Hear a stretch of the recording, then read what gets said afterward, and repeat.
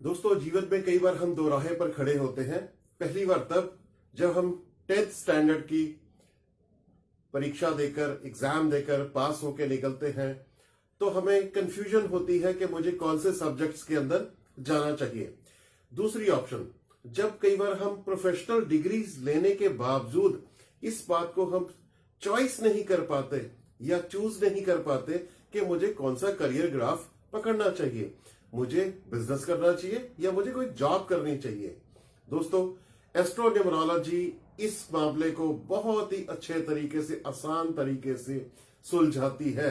ये सारे राज आपकी डेट ऑफ बर्थ के नंबर्स के अंदर छिपे होते हैं, जो आपकी इंस्टिंक्ट की शेप में आपको बहुत बार नॉक भी करते हैं, लेकिन आप उन अंकों की आवाज को सुन नहीं पाते।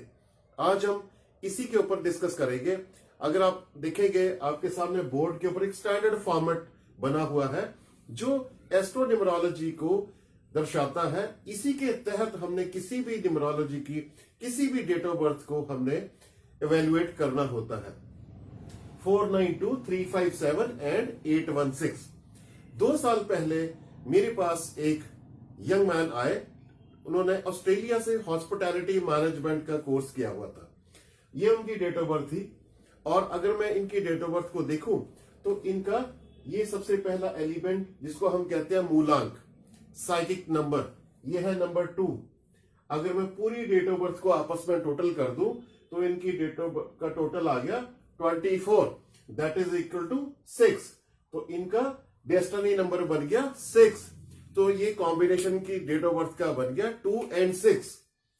वेयर एज ये कॉम्बिनेशन अपने आप में कोई बहुत अच्छा कॉम्बिनेशन तो मैं नहीं कह सकता, पर फिर भी इसी कड़वाहट के अंदर भी हमने मिठास ढूंढनी है।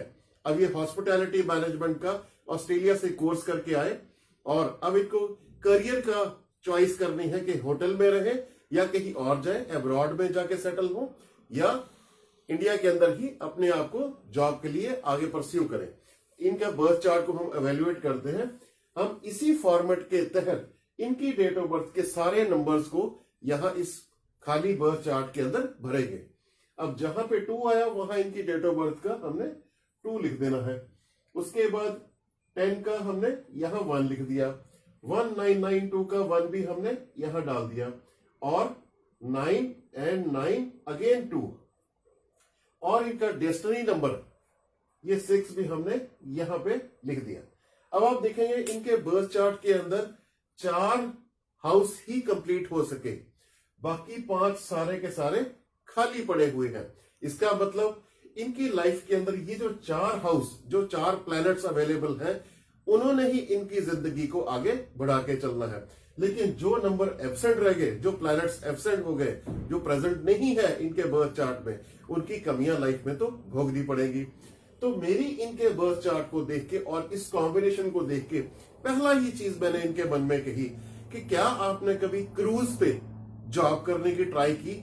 इनको शायद किसी कंसल्टेंट ने कहा कि आप कभी वहां मत जाना, लेकिन मैंने इनको सलाह दी। इन्होंने मेरी बात सुनते ही कहा कि मेरे पास एक ऑफर आई थी, लेकिन मैंने उसे ठुकरा दिया, पर अभी भी वो प्रेजेंट है।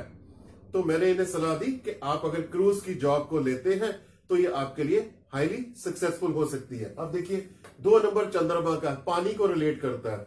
6 number hospitality management, travel industry, घूमना फिरना, इन सब चीजों को रिलेट करता है।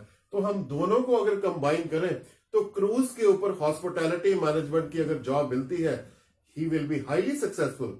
आज 2 साल हो चुके हैं। पिछले 1 महीने पहले ये मेरे से मुलाकात करने आए तो मैंने इनसे पूछा था, कहते बहुत मजेदार जॉब है, 15 दिन में क्रूज पे होता हूं, 15 दिन में ग्राउंड पे होता हूं, 15 दिन क्रूज पे, 15 दिन ग्राउंड पे। इससे बहुत बढ़िया मजेदार लाइफ बीत रही है। तो दोस्तों, अंक बोलते हैं, इस बात को समझिए। हर किसी की डेट ऑफ बर्थ के नंबरों से जो राज खुलते हैं वो बताते हैं कि बच्चे को कौन से एजुकेशन की स्ट्रीम में जाना चाहिए या आपको कौन सा करियर ट्रैक चूज करना चाहिए। अगर आप जिंदगी की सही राह पर चले हुए हैं तो उसके बाद मुश्किलें सारी अपने आप समाप्त हो जाती है।